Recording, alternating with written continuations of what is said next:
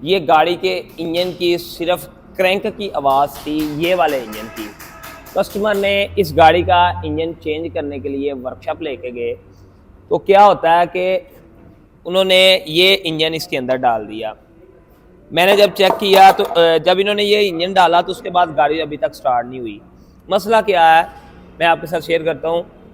एक तो इस गाड़ी के टाइमिंग में और इसमें फ़र्क है, केम में फ़र्क है।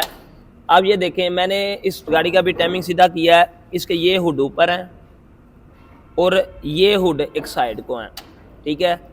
और टाइमिंग इस हिसाब से, इधर आए जी, ये हुड ऊपर और ये हुड एक साइड पे है। टाइमिंग इस हिसाब से काफ़ी बेहतर है, बेहतरीन है। लेकिन इसमें एक चीज़ की कमी है, वो क्या है, जब मैंने इसके हुड सीधे किए ऊपर की तरफ, तो ये देखें इसके डबल पॉइंट ये साइड पे आ रहा है। ये आपको डबल पॉइंट साइड पे नज़र आ रहा होगा ये, ठीक है। इसी तरह जब इसके हुड ऊपर सीधे किए तो इसके ये डबल पॉइंट सीधा ऊपर आ रहा है।